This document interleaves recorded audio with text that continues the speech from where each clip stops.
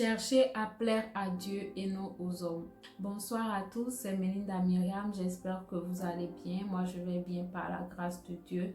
Ce soir, je suis venue dire à quelqu'un, cherche à plaire à Dieu et non aux hommes. Car il n'y a rien que les hommes peuvent te donner qui ne soit éphémère. Tout est vanité, mais les richesses célestes durent éternellement. C'est le moment de sortir de cette boîte où tu te caches parce que tu as peur du jugement des hommes.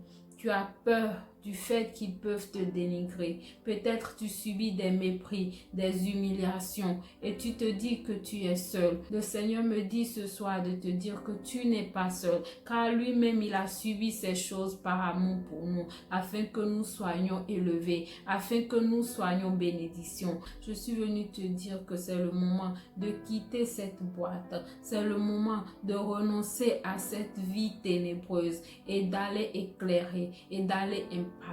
Peut-être que Dieu t'a donné un ministère, tu es appelé à faire quelque chose pour sa gloire, mais tu te caches parce que tu as peur de ce que les amis vont dire, tu as peur de ce que ta famille dira, tu as peur de ce que ton entourage dira. Vous savez, Jésus-Christ, quand il a commencé son ministère, il n'a pas pu faire des miracles dans son lieu natal. Pourquoi? Parce que les gens ne le croyaient pas. Les gens disaient, mais ce n'est pas le fils de Marie et de Joseph, et c'est comme ça que les hommes nous voient aujourd'hui. Avant, tu étais une autre personne, mais le Seigneur t'a renouvelé. Tu es devenu une nouvelle personne. Les hommes ne croient pas que tu sois devenu cette personne-là, et c'est pour ça ils sont incrédules, et c'est pour ça ils sont là, ils te jugent, et toi tu penses que avec le jugement, tu ne pourras pas avancer. Le Seigneur me dit que le jugement dernier lui appartient.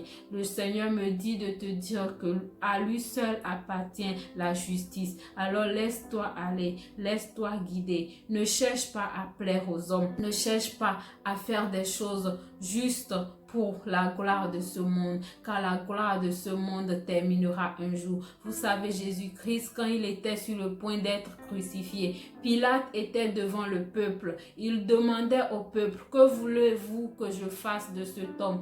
Beaucoup criaient, crucifiez-le, crucifiez-le. Mais Jésus-Christ était là. Il était dans le silence, mais dans son esprit, il était fort. Il était dans la faiblesse, mais dans son esprit, il était fort. Et Pilate, à l'intérieur de lui, il n'avait pas ce désir de livrer Jésus. Mais qu'est-ce qu'il a fait? Il a accepté de le faire tout simplement parce qu'il a été influencé par les hommes. Il a écouté la voix des hommes. En même temps, il fallait que ces choses arrivent pour que nous soyons sauvés. Et l'apôtre Paul, quand il était dans les moments de persécution, ils n'ont pas pu le tuer car le Seigneur n'avait pas encore dit son dernier mot. Festus n'a pas pu tuer Paul. Mais il est allé voir encore le roi et dire au roi, nous ne savons pas exactement de quoi nous allons juger cet homme, car nous ne voyons aucun mal en lui. La même chose a été dit au temps de Jésus-Christ. Et moi, je te dis ce soir que ne crains rien. Ne crains rien, n'écoute pas la voix des hommes, écoute la voix de Dieu et cherche à plaire à Dieu et non aux hommes, car les choses de ce monde termineront un jour. Et je vais vous lire dans Galates chapitre 1 verset 10 qui dit « Et maintenant, est-ce la faveur des hommes que je désire ou celle de Dieu? Est-ce que je cherche à plaire aux hommes? Si je plaisais encore aux hommes, je ne serais pas serviteur de Christ. » C'est l'apôtre Paul qui nous parle ici. L'apôtre Paul, c'est quelqu'un qui a persécuté les chrétiens. C'est quelqu'un qui a fait toutes choses pour éloigner les gens de la foi. Mais le Seigneur l'a pris de loin, l'a transformé. Il est devenu cette nouvelle personne qui allait annoncer l'évangile, qui avait la compassion pour ses âmes et a tout fait pour achever sa course. Et il nous dit ici que s'il devait plaire aux hommes, jamais il n'allait être serviteur de Christ. Alors, le message est que si tu veux suivre Christ, tu dois renoncer à certaines choses. Tu dois renoncer à la moralité des hommes et tu dois marcher selon la révélation que Christ t'a donnée. L'apôtre Paul nous dit dans le livre de Corinthiens qu'il se plaît dans les faiblesses et dans les persécutions, car c'est alors que la puissance de Dieu se manifeste à travers lui.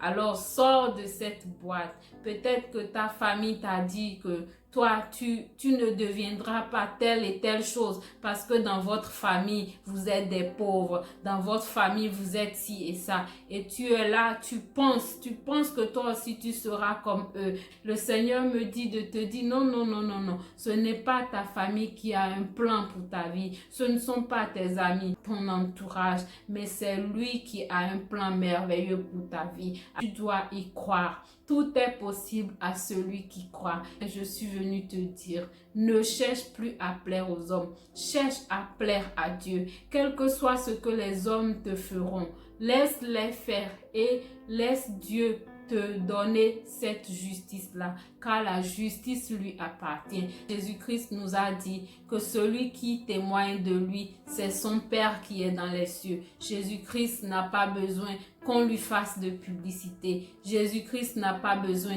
de cette gloire-là, car lui-même, il est déjà roi. Lui-même, il est déjà Dieu. Il n'a pas besoin que les hommes l'élèvent, car lui-même, il est déjà élévation. C'est le moment de sortir de l'ombre. C'est le moment de mettre fin à cette mentalité ténébreuse qui t'empêche d'avancer.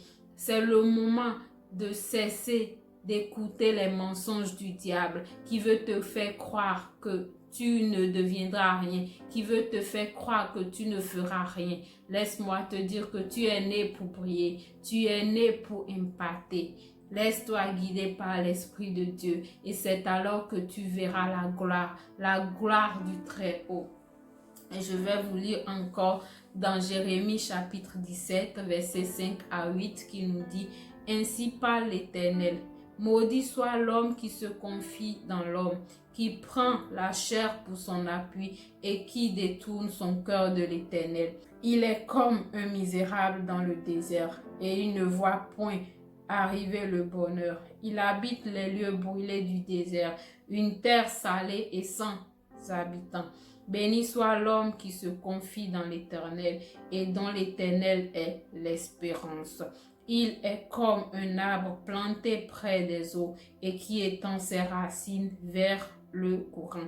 Il n'aperçoit point la chaleur quand elle vient et son feuillage reste vert. Dans l'année de la sécheresse, il n'a point de crainte et il ne cesse de porter du fruit. Mon frère, ma soeur, tu dois porter des fruits. L'Éternel a dit, je retrancherai de mon peuple ceux qui ne portent pas de fruits.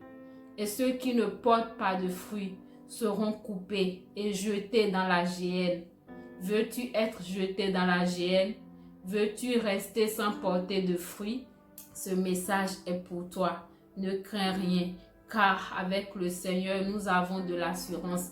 Hébreux 13, verset 6 nous dit, c'est donc avec assurance que nous pouvons dire que le Seigneur est mon aide. Je ne craindrai rien. Que peut me faire un homme? Que peut me faire un homme? Si le Seigneur est avec moi, qui sera contre moi? Personne. Personne. Réjouis-toi. Réjouis-toi car le Seigneur est venu te parler. Le Seigneur est venu toucher ton cœur pour te dire que tu n'es pas seul et que lui seul jugera les bons et les mauvais. Alléluia. Que Dieu vous bénisse et à la prochaine. Ciao.